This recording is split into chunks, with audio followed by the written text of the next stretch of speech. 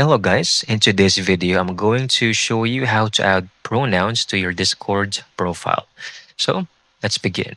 First, go to your account and I want you to go over on your profile section. Just click on the gear icon over here, user settings, then go to profiles. Okay.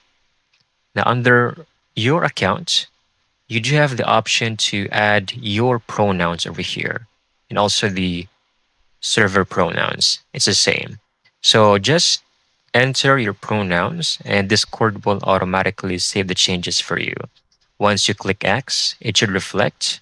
And once you go into servers or whenever your friends will look into your profile, those pronouns will now be visible.